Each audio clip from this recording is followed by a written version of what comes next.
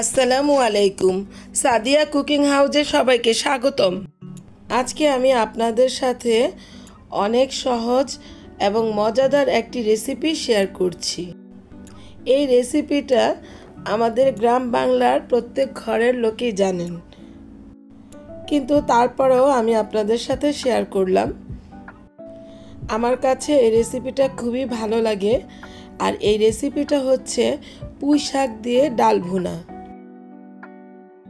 চলুন তাহলে আর কথা না বাড়িয়ে রেসিপিটি তৈরি করি। আমি এখানে 1 কেজির একটু বেশি পুঁই শাক নিয়েছি। এই পুঁই শাকগুলোকে কেটে ধুয়ে পরিষ্কার করে নিব। পুঁই শাকগুলোকে এভাবে ছোট ছোট করে কেটে নিয়েছি। অন্যদিকে নিয়েছিলাম 1 কাপ ডাল। এই ডালগুলোকে ধুয়ে পরিষ্কার করে নিয়েছি। চুলায় একটি ফ্রাই প্যান বসালাম। ফ্রাই প্যানটি গরম হয়ে আসলে এখানে আধা কাপ পরিমাণ তেল দিয়ে দিলাম। তেলটা গরম হয়ে আসলে এখানে আধা কাপ পরিমাণ পেঁয়াজের কুচি দিয়ে দিলাম। পেঁয়াজটা সফট হয়ে আসা পর্যন্ত অপেক্ষা করব।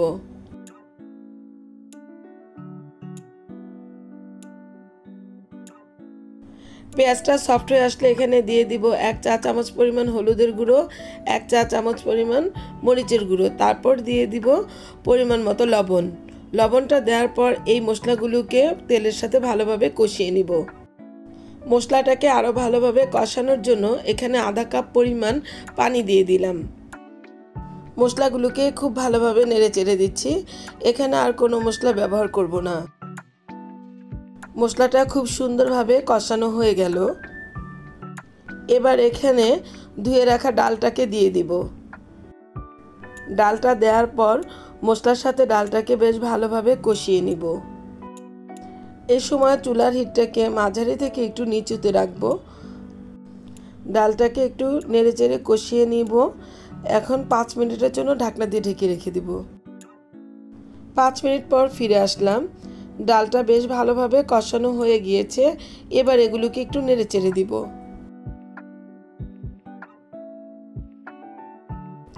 এবার ডালটাকে সিদ্ধ করার জন্য আধা কাপ পরিমাণ পানি দিয়ে দিব।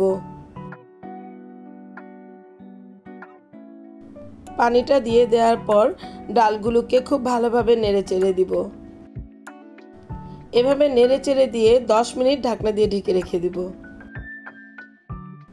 10 মিনিট পর ফিরে আসলাম। ডালগুলো খুব সুন্দরভাবে কষানো হয়ে গিয়েছে। ডালগুলোকে একটু নেড়েচেড়ে দিচ্ছি।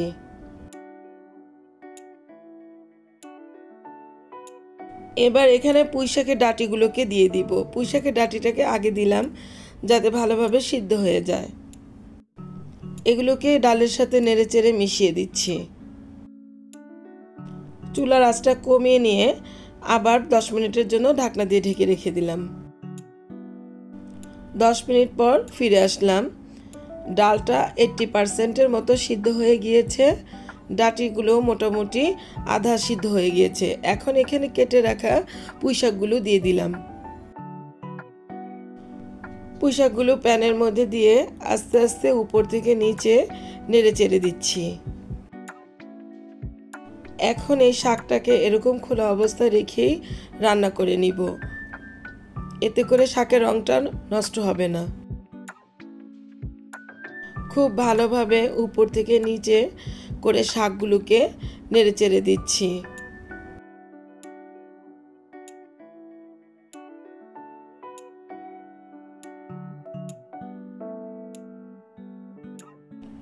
শাকগুলো খুবই টাটকা ছিল। এই নাড়াচাড়া করতে করতেই শাকগুলো দেখুন অনেকটাই কষানো হয়ে গিয়েছে এবং ডালের সাথে এটা মিশে যাচ্ছে।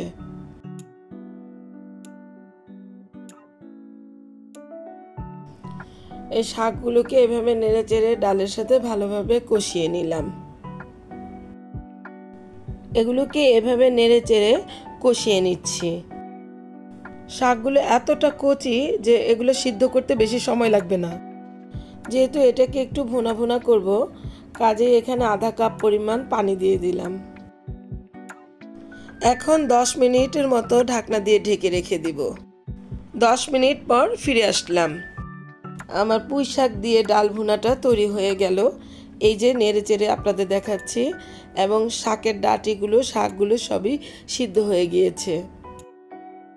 এবার এখানে কয়েকটি কাঁচামরিচ দিয়ে দিলাম, তারপর আধা কাপ পরিমাণ ধনিয়া পাতার কুচি দিয়ে দিলাম।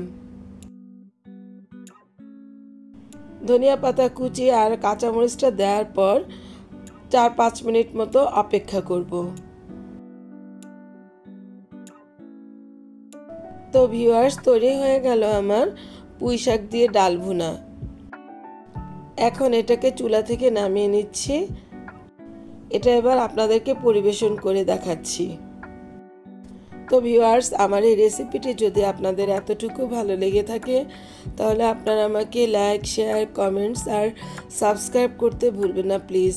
আবার হাজির হব অন্য কোনো সময়ে অন্য কোনো রেসিপি নিয়ে। আল্লাহ হাফেজ।